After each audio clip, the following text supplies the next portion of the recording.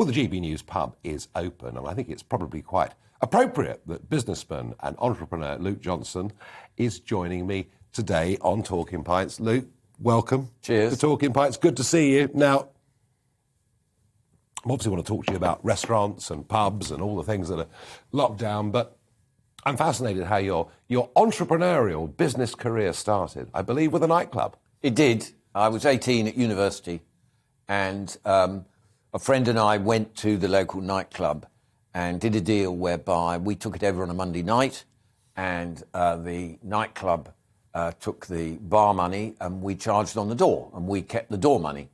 And I knew 20 minutes before we opened it was going to be a winner because there was a big queue of people waiting. And I think that moment changed my life. It inspired me to go into business. And that friend was Hugh Osmond? He was, and we were both studying medicine and all set to become doctors, and instead of which we both became businessmen. Yeah, and Hugh's been on this programme during lockdown talking with me. Of course, the big thing that people really know you for, I guess, business-wise, is Pizza Express. Yes. Which became just the most mega success for you. I mean, how exciting was that? Well, incredibly so, because he and I were 30 at the time, very young, and we got this amazing break of being able to take control of this iconic business that was all primed to explode.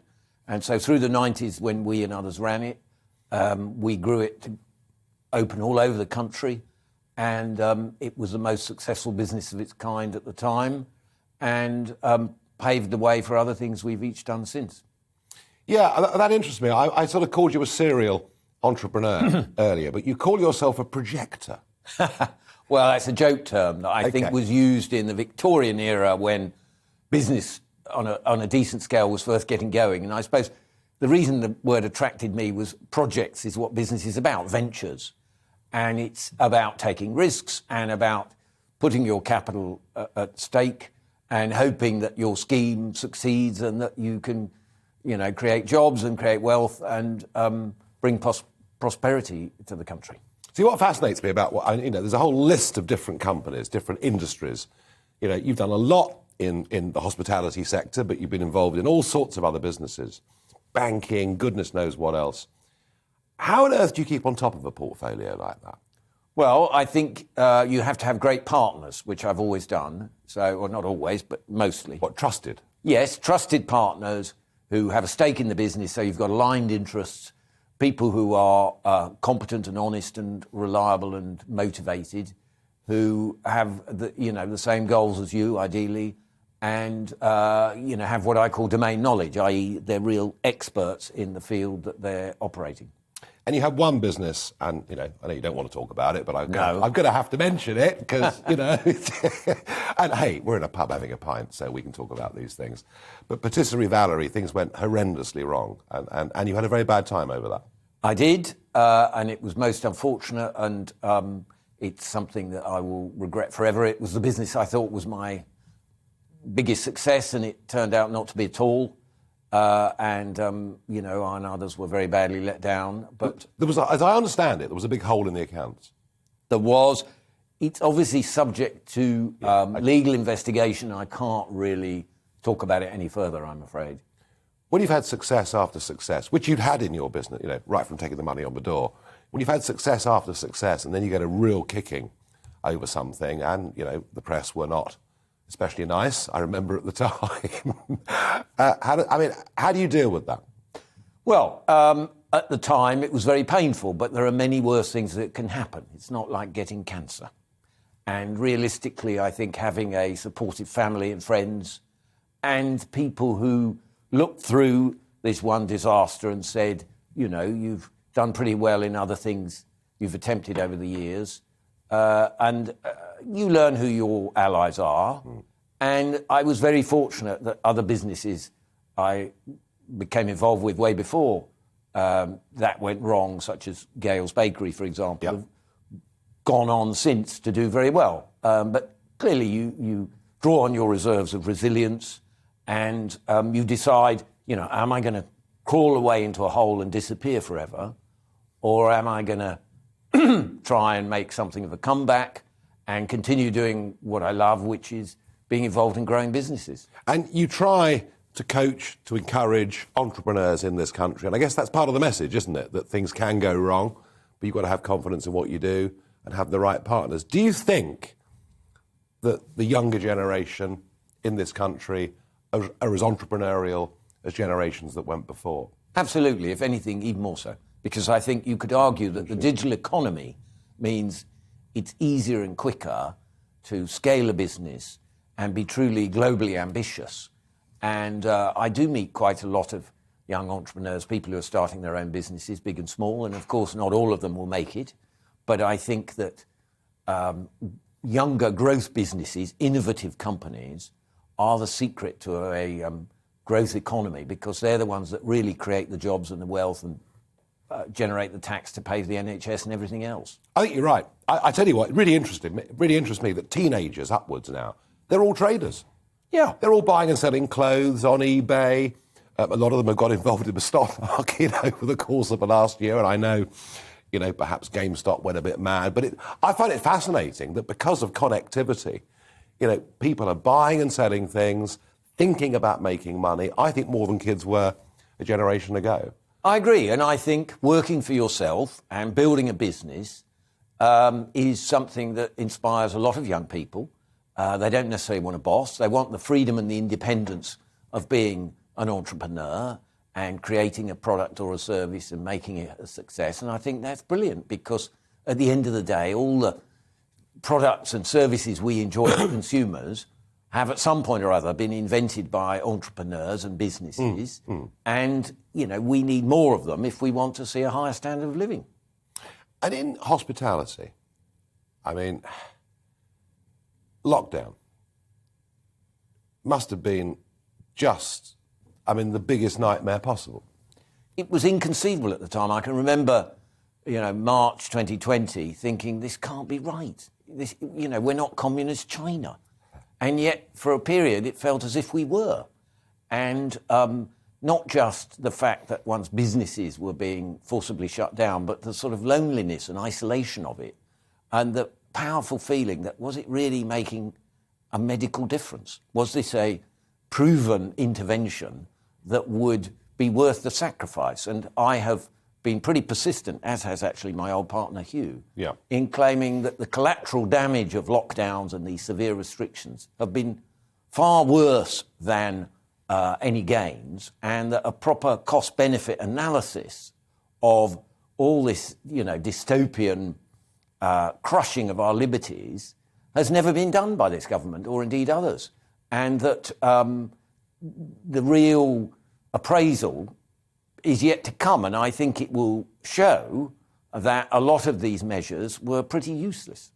I did a piece last night on some ONS figures, and this was in response to an FOI request.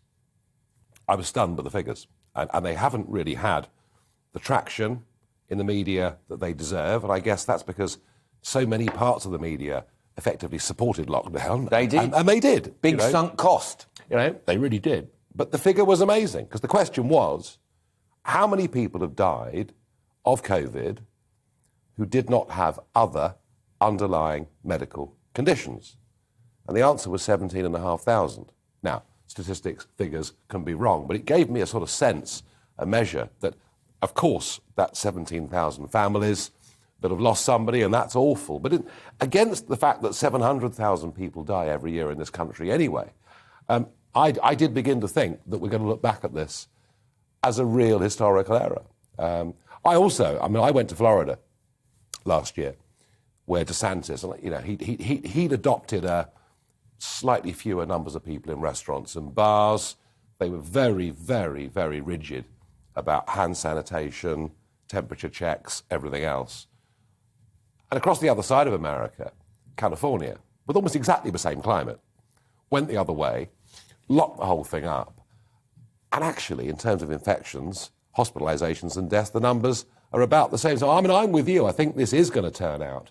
I think we are going to look back at this and think that it was the most awful, awful, awful thing. But the good news is, and I think you may agree with this or not, but I think there have been some quite prominent commentators in the press, business people, independent journalists, and then 100 backbench Tory MPs saying, look, all the evidence from South Africa is that mercifully Omicron is far less serious than the previous waves.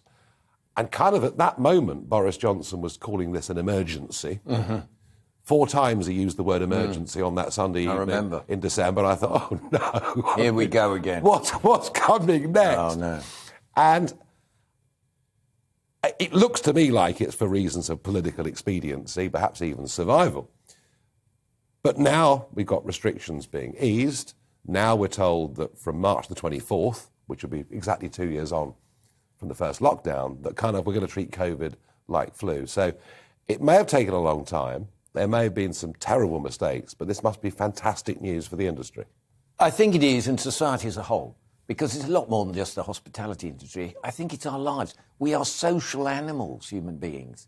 We need to be with other people. This idea that we can hide at home and conduct our lives via Zoom, wearing masks all the time, avoiding human contact, well, it's monstrous, in my opinion. And closing schools and wickedness like that, it must never happen again. And one of the conclusions of this period is that we must make sure these draconian and disproportionate restrictions, like lockdowns, do not recur, whatever happens. And I agree, we must not, constantly moan about the past and look back. We must look forwards. I'm very optimistic for 22, actually. I think there's a boom coming because I think there's a lot of pent-up demand to get out and spend money. The consumer's got a lot of savings that they will want to spend on entertainment, on going out. And so I feel confident. And you backed Brexit very publicly. I did. And you believed in it. I do. Very much indeed. Are we about to get some of the benefits? Well, it's taking a long time. I wouldn't disagree with that. Government's a bit slow, isn't it? It's not just the government. The truth is, I think it would be accepted that we always knew it was a long-term gain rather than a short-term win. Mm. And I think that will come because I think away from the rigidity of the EU, I think there is more we can do as a country to make ourselves more innovative, more entrepreneurial and more prosperous. The corporates nearly all backed Remain and the entrepreneurs nearly all backed Leave. And I saw that all the way through. Yeah.